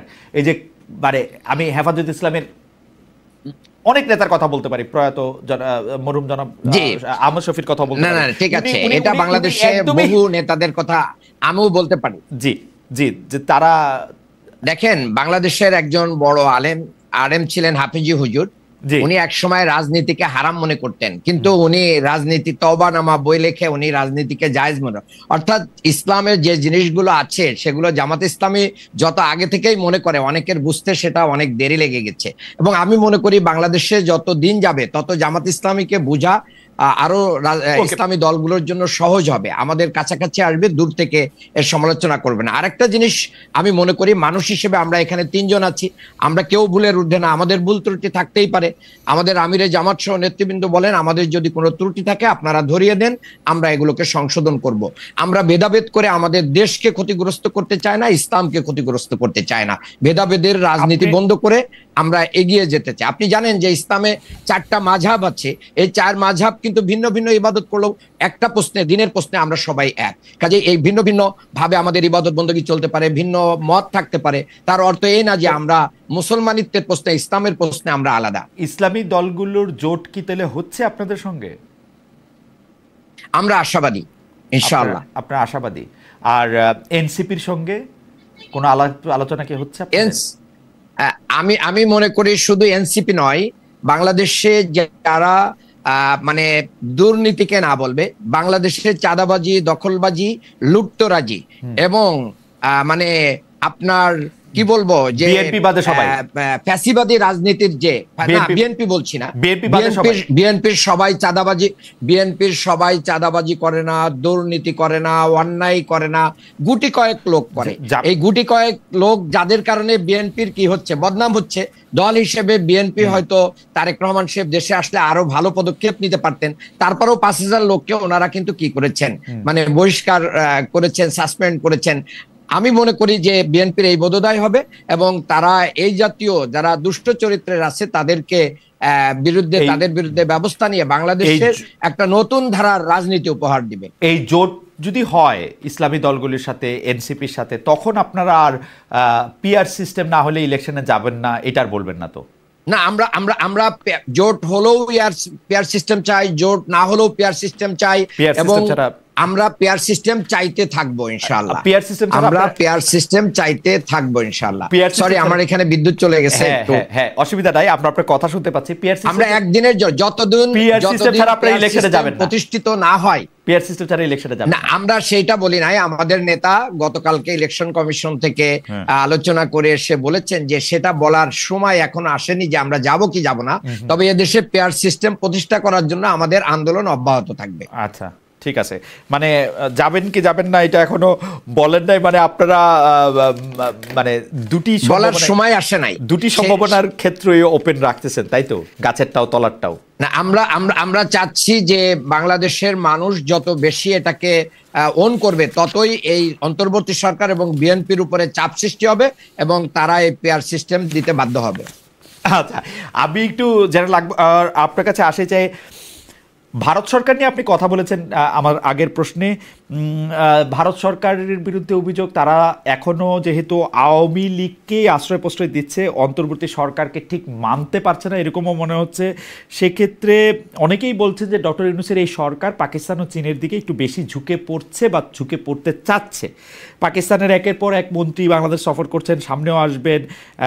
জুলাই আন্দোলন পরবর্তী যে এই বাংলাদেশে বিএনপির বিদেশ নীতি, ভারত নীতি কি হবে? মানে আমরা যদি নিরাপত্তাকে মানে মাঝখানে রেখে এই প্রশ্নটা করতে চাই, এবং বার্মা এবং ইন্ডিয়া, আমাদের ভৌগোলিক অবস্থান এবং আন্তর্জাতিক মানে যেটাকে আপনারা মানে কি জানি, মানে ভৌগোলিক জায়গা নিয়ে যে আপনারা যে অবস্থানগতভাবে যে আপনারা সামরিক জায়গা থেকে যেটা বলেন, সেটাতে আপনি কি বলবেন যে আমাদের নিরাপত্তাজনিত কি নীতি বিএনপি নিতে পারে জুলাই আন্দোলন পরবর্তী বাংলাদেশে? প্রথমত হচ্ছে আমরা একটা স্বাধীন সার্বভৌমত্ব দেশ, এবং স্বাধীন সার্বভৌমত্ব দেশে টিকতে থাকতে হলে আমি মনে করি দুইটা জিনিসের সমন্বয় খুবই প্রয়োজন, যেটা জেনারেল জিয়া কিন্তু চেষ্টা করেছিলেন, উনি অকালে মৃত্যু অ্যাসেসিনেট যাওয়ার পরে উনি এটা বাস্তবায়ন পুরোপুরি করতে পারেন। সেটা হলো ডিফেন্স অ্যান্ড ডিপ্লোমেসি। এই দুটো কিন্তু মাস্ট গো প্যারালাল, এবং তাদের ultimate day must aim focus থাকবে যে সভারেনিটি, সভারেন ইন্টারেস্টের বাইরে আমরা কোনো ফরেন পলিসি, কোনো ফরেন নীতি আমরা করব না। এবং ডিফেন্সকে স্ট্রেনথেন না করলে আপনি বুঝতে হবে যে এই দেশের ডিফেন্স স্ট্রেংথ নাই, সেখানে ডিপ্লোমেসি ইজ অলসো উইক। আমাদের ডিপ্লোমেটরা যখন বাইরে কোনো সেমিনারে কথা বলে, তখন দেখবেন ওই সময় অনেকে সামনে ফ্রন্টলাইন থেকে এবং যারা দর্শক উঠে চলে যেয়ে তারা হয় কফি ব্রেক, ওয়াশরুম ঘুরে আসে। কেন? আমাদের সেই ডেটারেন্সটা নাই। আপনি সাইড বাই সাইড দেখেন পাকিস্তান, আমাদের চাইতে জিডিপি বলেন, তাদের পার ক্যাপিটা ইনকাম, সব দিক থেকে আমরা উন্নত। আপনি দেখেন পাকিস্তানের ডেটারেন্সের ক্যাপাসিটি কত, আর আমরা কোথায়। আমি বলছি না আমাদের পাকিস্তানের সমতুল্য হতে হবে, কিন্তু একটা মিনিমাম ডেটারেন্স যদি আমাদের ডিফেন্সের মধ্যে না থাকে, আমাদের ডিপ্লোমেসিতেও আমরা কোনো কিছু অর্জন করতে পারবো না। তো ফার্স্ট পয়েন্ট হচ্ছে যে আমাদের এই ডিপ্লোমেসি অ্যান্ড ডিফেন্সকে অ্যালাইন করতে হবে for one particular converging issue, সেটা হচ্ছে আমাদের দেশের সার্বভৌমত্ব। এটা possible? It is possible, it is possible. কিন্তু আমরা যে শুনি আমরা এমন একটা জায়গায় আসি, সে ভূ রাজনীতির এই ভৌগোলিক অবস্থান কারণে কখনো মার্কিন যুক্তরাষ্ট্র, কখনো চীন, কখনো ভারত, এদের কারণে আমরা আসলে স্বাধীন সিদ্ধান্ত নিতে অনেক সময় পারি না। সরকারদের দোষ দিয়ে আসলে লাভ নাই, কারণ এটা আমরা এমন একটা না, একটা ডিফিকাল্টি ডেফিনেটলি আছে। আপনি যে বলছেন ডিফিকাল্টি অবশ্যই আছে। দেখেন আপনি অনেক দেশ কিন্তু, যেন সে পাকিস্তান, চায়নার সাথেও ভালো, ইউএস এর সাথেও ভালো, ইরানের সাথেও ভালো, টার্কির সাথেও ভালো, মিডল ইস্টের সাথেও ভালো, তারা তো ঠিকই করে যাচ্ছে। কিন্তু পাকিস্তান তো অদ্ভুত দেশ, তারা নিজেদের জন্য সবচেয়ে খারাপ। ওরা তো নিজেদের দেশটাই দখল করে রাখে, আর তো আর বাইরের সাথে কি করবে না। যাই হোক, আপনার there is already a prediction in next by turn of this 2050 Pakistan will be the 8th largest economy. আমি জাস্ট রিসেন্টলি একটা পড়ছিলাম তাদের যেটা। তো যাই হোক, আমরা পাকিস্তান কম্পেয়ার করো না, আমরা নিজেদের স্বার্থ দেখতে হবে, আমাদের সার্বভৌমত্ব রক্ষার্থে যেটা আমাদের ন্যায্য। আপনি দেখেন India has taken such a strong stance against America. এটা কেউ চিন্তা করতে পেরেছে 2 সপ্তাহ আগে? Such a bold stand. এবং I salute Jaishankar on national interest, sovereign interest, India will take its own decision. তা আমরাও যদি sovereign interest আমরা নিজেদের দেশে নিতে পারি। আপনি দেখেন মালদ্বীপ একটা ছোট কান্ট্রি, বুঝেছে তার ইলেকশন ক্যাম্পেইন কি ছিল? He took a stand and people was with him. আমরাও যদি একটা এরকম স্ট্যান্ড নেই, আমার মনে হয় আমাদের দেশ ও জনগণ, সরকারের যেই সরকার পরিচালনা করুক না, যেই পার্টি, সবাই জনগণ একসাথে থাকবে। এবং আমার দৃঢ় বিশ্বাস আমরা কিন্তু ব্যালেন্স করে চলতে পারবো, এবং সেই ব্যালেন্স যদি করতে পারি, আমরা অবশ্যই আমরা মাথা উঁচু করে একটা স্বাধীন সার্বভৌম দেশ হিসেবে দাঁড়াতে পারবো। ডক্টর মান্নান, একটু নির্বাচনের প্রসঙ্গে আসি। যে নির্বাচনটা আপনারা আমার ধারণা যে কোনো একটা ব্যবস্থায় জামাতে ইসলামী নির্বাচনে যাবে, জামাতে ইসলামী নির্বাচনমুখী দল, সেটা পেয়ার হোক বা না হোক, সেটা আমার ধারণা। তো সেই ক্ষেত্রে আপনারা যখন জনগণের কাছে নির্বাচনের উদ্দেশ্যে যাবেন, আপনার কাছে কি মনে হয় যে মুক্তিযুদ্ধের ইস্যুটা, মুক্তিযুদ্ধের সময় আপনাদের অবস্থানকালীন ইস্যুটা, অবস্থার ইস্যুটা, এইটা কি কোনো একটা গুরুত্বপূর্ণ ইস্যু হইতে পারে? এখন যেমন আবার মানে হঠাৎ করে কেউ কেউ শহীদের সংখ্যা ধরে একটা কথা তুলতেছেন, কেউ কেউ মুক্তিযুদ্ধ আসলে কি করেছে, কেন হয়েছে, ভালো হয়েছে কি খারাপ হয়েছে, সেগুলি আসছে, সেটাকে আপনাদের ডিল করতে হইতে পারে। ডিল করতে হইলে আপনারা এটাকে কিভাবে ডিল করবেন? জি ধন্যবাদ। মুক্তিযুদ্ধ বা 1971 কি আপনাদের জন্য, এটাকে আমি একটা কি বলবো, এটাকে আপনাদের জন্য একটা কুইক স্যান্ড, মানে চোরাবালি না, এটা ঠিক আছে আপনাদের জন্য? না না, আমি মনে করি যে সেই জায়গা থেকে বাংলাদেশের মানুষ জামাত ইসলামীকে উত্তীর্ণ করে দিয়েছে, যার মাধ্যমে যখন শেখ হাসিনা বলেছে যে রাজাকারের নাতিপুতিরা চাকরি পাবে, তখন কিন্তু বাংলাদেশে একটা অগ্নিস্ফুলিঙ্গ হয়েছে। এক, আর বাংলাদেশের অবস্থিত জামাত ইসলামী শিবিরের লোকদেরকে এই দেশের জনগণ, আমাদের যারা প্রতিবেশী, আমাদের আত্মীয়, তারা আমাদের আচার আচরণ, চরিত্র, তাহজিব, তামাদ্দুন ইত্যাদি দেখে ইতিমধ্যেই তারা এটা বিশ্বাস করতে পেরেছে যে এরাই একমাত্র দুর্নীতিমুক্ত দল এবং এদের কাছে বাংলাদেশ নিরাপদ, এরা দেশপ্রেমিক। আরো অনেকেই আছে, কিন্তু আমাদের সম্পর্কে যে ভুল ধারণা সেটা ভেঙে গেছে। এবং সম্প্রতি বাংলাদেশের সুপ্রিম কোর্ট থেকে যে একটা রায় এসেছে, যেটা ট্রাইব্যুনাল মানে অন্যায়ভাবে জুডিশিয়াল কিলিং করেছিল আমাদের নেতৃবৃন্দকে, সেখান থেকে এটিএম আজহারুল ইসলাম বের হয়ে আসার মাধ্যম দিয়ে সর্বোচ্চ আদালত থেকে এটা প্রতীয়মান হয়েছে যে জামাত ইসলামী মূলত একটা জুডিশিয়াল কিলিং এর শিকার হয়েছিল। এরকম জায়গা থেকে এখন আপনি যতগুলো জরিপ দেখবেন, জুডিশিয়াল কিলিং বা ওই বিচার বা ট্রাইব্যুনালের কথা যদি আপনি বাদ দেন, আপনাদের জন্য 1971 ডিল করা কি সহজ? কারণ আপনারা তো সহজভাবে 1971-এর জন্য আপনাদের রাজনৈতিক অবস্থান ভুল বলে বা সেই সময়কার অবস্থানের জায়গা বলে আপনারা তো এটা নিয়ে কথা বলেন না। 1971 প্রসঙ্গে আপনারা একটু চুপ থাকে। আমরা না চুপ থাকি না, আমি তো কথা বলছি এবং আমরা বিভিন্ন জায়গায় কথা বলছি। আমাদের নতুন প্রজন্ম যারা, আমরা কথা বলছি, তারা রশিদ মিনাজের নিয়ে, আপনাদের নতুন প্রজন্ম রশিদ মিনাজের কথা বলে। ভাই শোনেন, আপনি তো শুধু রশিদ মিনাজের কথা বললেন, সেখানে আমাদের সাদুক কাইমের কথা বললেন না, ফরহাদের কথা বললেন না, আমাদের তন্নির কথা, জুমার কথা বললেন না, তাকেও তো আমরা মনোনয়ন দিয়েছি। আচ্ছা বললাম, বললাম সাদিক কাইমের কথা বললাম, মেধাবীদেরকে, আর ফরহাদের কথা বললাম, জুমার কথা বললাম এবং আমি স্বীকার করলাম তাদের একটা গুরুত্বপূর্ণ ভূমিকা ছিল। সাখাত জাকারিয়া যে ঢাকা বিশ্ববিদ্যালয়ে ভর্তি পরীক্ষায় ফার্স্ট হয়েছে, সেরকম একজন মেধাবীকে নেতৃত্ব। হ্যাঁ, তাহলে আমরা সমন্বয় করার জন্য আমরা বাংলাদেশি মানুষদেরকে নিয়েই চলতে হবে। এর ভিতরে আমাদের ত্রুটি বিচ্যুতি থাকতে পারে, সেই ত্রুটি বিচ্যুতি আমরা আমাদের চোখে আসলে এগুলো আমরা সংশোধনের জন্য প্রস্তুত। আর যে কথাটি আপনাকে একজন দর্শক বলেছে ইসরায়েল বা আপনাকেও ইসরায়েলের পক্ষভুক্ত করেছে, আমি মনে করি আমি জামাতের পক্ষভুক্ত, সেজন্য আমিও ইসরায়েলের পক্ষভুক্ত। এবং নিম্নমানের যারা, আপনি হচ্ছেন উচ্চমানের, আমি হচ্ছি নিম্নমানের। শোনেন, বাংলাদেশে এটা একটা চালিয়ে দেওয়ার রাজনীতি আছে, চালিয়ে দাও। জামাত শিবিরের ক্ষেত্রে অনেক কিছু চালিয়ে দেওয়া যায়, কেউ পক্ষে না গেলে তাকে জামাত শিবির বলে দিলে একটা বড় ধরনের স্পেস পাওয়া যায়। আমি মনে করি যে এটা সেরকম একটা কিছু। আর 71 আমাদের জন্য ফ্যাক্ট হবে না। আমি ছোট্ট 20 সেকেন্ড বলতে চাই এই ব্যাপারে। সেটা হচ্ছে যে দেখেন, এই ইস্যু থাকার পরেও যতগুলো জরিপ রিসেন্টলি এসেছে, সবগুলো জরিপে জামাত ইসলামীর আগের অবস্থানের চেয়ে ভোটের পার্সেন্টেজ অনেক বৃদ্ধি পেয়েছে। এটা বাংলাদেশে দীর্ঘদিন থেকে বাংলাদেশ জামাত ইসলামীর আদর্শবাদী রাজনীতির কারণেই হয়েছে এবং সকল প্রতিকূলতার বিরুদ্ধে দাঁড়িয়ে আমরা এদেশে অবস্থান করেছি, এদেশের মানুষের সাথে থেকেছি, মাটির সাথে ছেড়েছি, আমরা এই দেশকেই ওন করেছি। ওকে, আমরা যে প্রশ্নটি এখন জেনারেল আকবরকে আমরা শুনতে পাচ্ছি না। জেনারেল আকবরের কি সংযোগটা কি শোনা যাচ্ছে না? এখন শোনা যাচ্ছে। জেনারেল আকবর, আপনি কি? জি বলেন প্লিজ। আমি একটা কথাই বলতে চাই ডক্টর মান্নানকে আশ্বস্ত করার জন্য যে ইনশাল্লাহ ইলেকশন হবে এবং ইনশাল্লাহ জামাতে ইসলামও ইলেকশনে অংশগ্রহণ করবে। যে আমার খুবই আশাবাদী। আমার মনে হয় যে আমিও জেনারেল আকবরের সাথে একই সাথে আশাবাদী যে আমার কাছে, আমি মান্নান সাহেব আপনার কাছে আসবো, ডক্টর মান্নান আমি আপনার কাছে আসবো। আমি নির্বাচনের প্রসঙ্গে আমার শেষ প্রশ্ন, আমি যে প্রশ্ন জেনারেল আকবরকে করতেছি সেই প্রশ্নটা আসলে ডক্টর মান্নানের জন্য কিন্তু ডক্টর জেনারেল আকবরকে শুনে আমরা ডক্টর মান্নানের কাছে আসি। আমরা কিন্তু মনে করি যে ইলেকশনটা ডক্টর ইউনূস যে পায়াস উইশটি রেখেছেন যে এটি একটি উৎসবমুখর পরিবেশে সব মানুষের অংশগ্রহণে একটি ভালো নির্বাচন হবে, আমরাও এটি মনে করি যে এটি একটি সব মানুষের অংশগ্রহণে। আওয়ামী লীগের লোকজন এখনই আমাকে বলবে আওয়ামী লীগের কথা বলেন না কেন, আওয়ামী লীগের নির্বাচনে অংশগ্রহণ করার কোনো উপায় আমি দেখি না। সেজন্য আমি বলতেছি যে আওয়ামী লীগ বাদে বা আওয়ামী লীগের দল বাদে সব মানুষের অংশগ্রহণে একটি নির্বাচন হবে।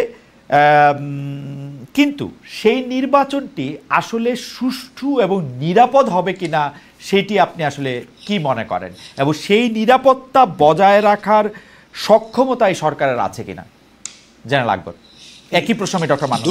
জি থ্যাংক ইউ ভেরি মাচ। আমি মনে করি দুটো ইনস্টিটিউশন বর্তমান পরিপ্রেক্ষিতে যদি ঠিক থাকে, একটা হচ্ছে ইলেকশন কমিশন।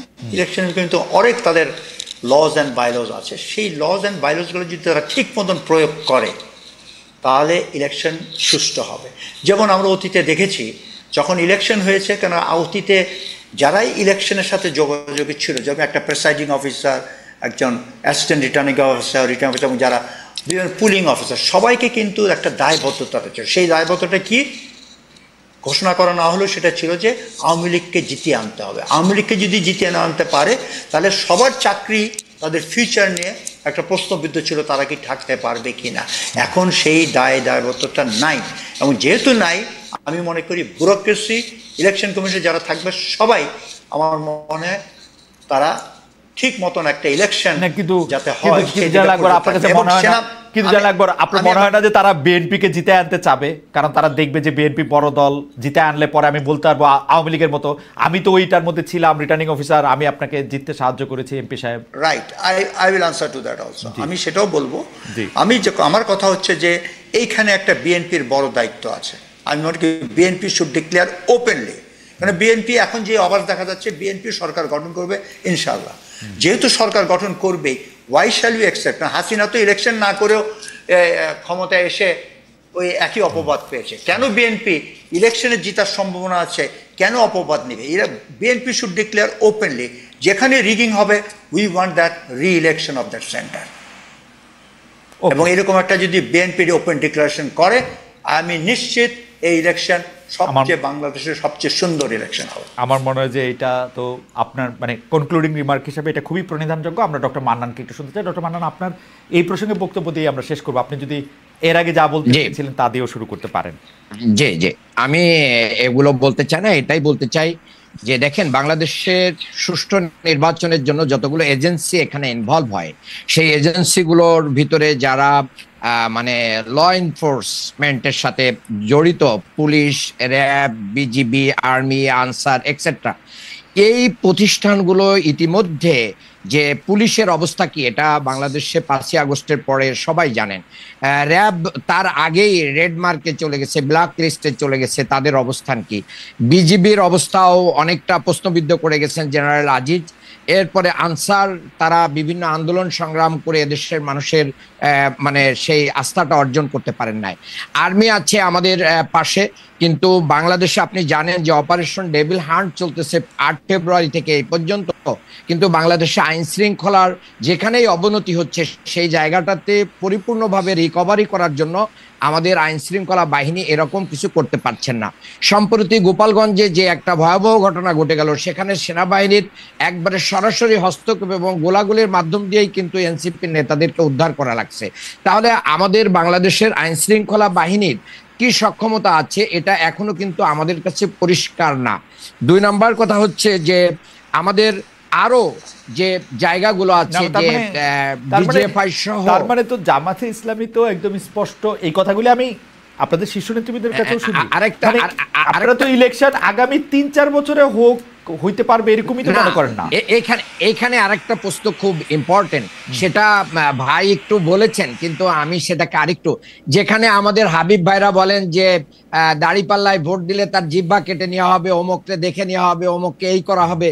তো প্রশাসন তো যদি মনে করে যে বিএনপি ক্ষমতায় চলে আসছে, তাহলে তো তারা আরো 2 পা, মানে এটা একটা নিয়ম আছে যে তুমি যদি 1 পা আসো আমি 10 পা যাব। তো বিএনপি এই কথা বলার অর্থ হচ্ছে যে প্রশাসনের সকল কিছু আরো 10 পায়ে গিয়ে বিএনপির দিকে যাবে। তাহলে সুষ্ঠু নির্বাচনের ক্ষেত্রে বিএনপি একটা বড় অন্তরায় হিসেবে দাঁড়াচ্ছে, তাদের অ্যাক্টিভিটিস, তাদের কর্মকাণ্ড। কারণ বিএনপির দ্বারা যত অন্যায় হচ্ছে, চাঁদাবাজি হচ্ছে, লুটতরাজ হচ্ছে, খুন হচ্ছে এবং অন্যান্য অবিচার হচ্ছে, সেইগুলো বাংলাদেশের আইন শৃঙ্খলা বাহিনী এখনো পর্যন্ত নিরপেক্ষভাবে কোনো অ্যাকশন নিতে পারছে না। এটাই ডক্টর বানান আপনারা যেটা বলতেছেন, এখন বিএনপি ক্ষমতায় কিন্তু নাই। আসলে ডক্টর ইউনূস সরকার আসে 1.5 বছর ধরে। আমরা যে একটা তত্ত্বাবধায়ক সরকারের কথা বলি এবং জামায়াতে ইসলামী যে দাবি করে তত্ত্বাবধায়ক সরকার ব্যবস্থার রূপকার তারা, তো একটা তত্ত্বাবধায়ক সরকার ব্যবস্থা মানে ডক্টর ইউনূস সরকার আছে যিনি ইলেকশনে অংশ নেবেন না, যিনি বাংলাদেশের সবচেয়ে শ্রদ্ধেয় নাগরিকের একজন, উপদেষ্টারা আছেন, তারপর আপনারা বলতেছেন যে বিএনপি মানে সব মানে এটা কেমন না? মানে আপনারা কি চান?